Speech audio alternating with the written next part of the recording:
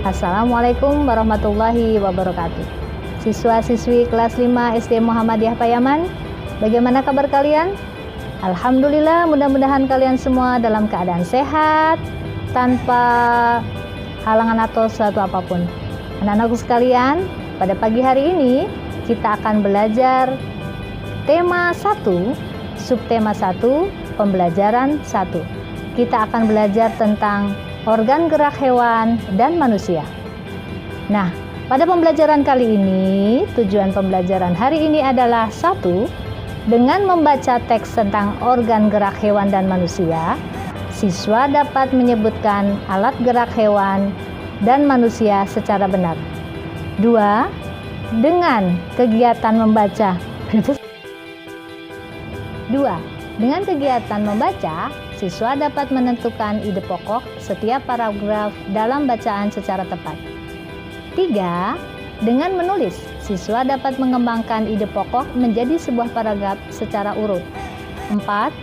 Dengan berdiskusi, siswa dapat menyebutkan pengertian, fungsi, dan cara menentukan ide pokok bacaan secara percaya diri. Anak-anakku sekalian, mana? Selanjutnya, ayo membaca. Kita baca sama-sama ya, Nak.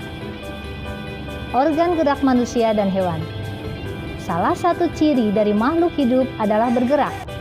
Secara umum, gerak dapat diartikan berpindah tempat atau perubahan posisi sebagian atau seluruh bagian dari tubuh. Makhluk hidup akan bergerak apabila ada rangsangan yang mengenai sebagian atau seluruh bagian tubuhnya. Gerak pada manusia dan hewan menggunakan organ gerak yang tersusun dalam sistem gerak. Organ gerak berguna untuk berjalan, berlari, melompat, meloncat, memegang, menggali, memanjat, berenang, dan sebagainya. Organ gerak pada hewan dan manusia memiliki kesamaan.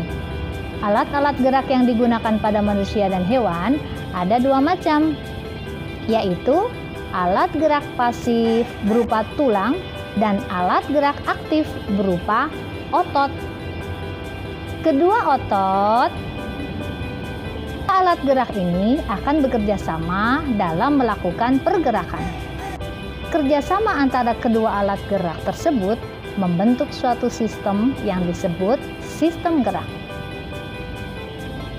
Disebut alat gerak pasif karena tulang tidak dapat bergerak dengan sendirinya.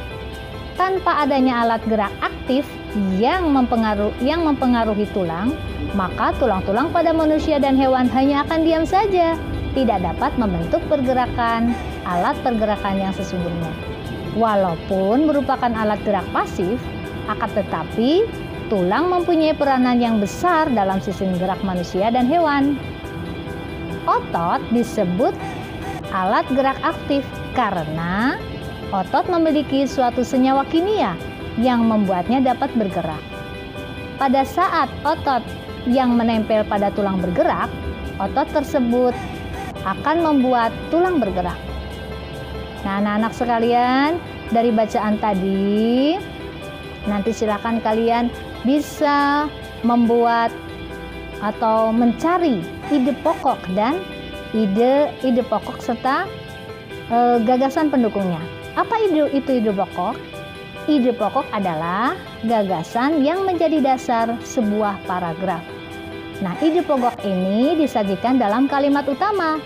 Kalimat utama biasanya terletak bisa di awal paragraf, bisa di tengah paragraf, atau di akhir paragraf. Silahkan nanti dari tabel berikut ini kalian kerjakan dari paragraf 2, paragraf 3, paragraf 4, dan paragraf 5. Silakan kalian cari ide pokoknya. Setelah ketemu ide pokoknya, silakan kalian cari lagi kalimat pengembangnya. Nah, demikian anak-anakku pembelajaran kita hari ini. Assalamualaikum warahmatullahi wabarakatuh.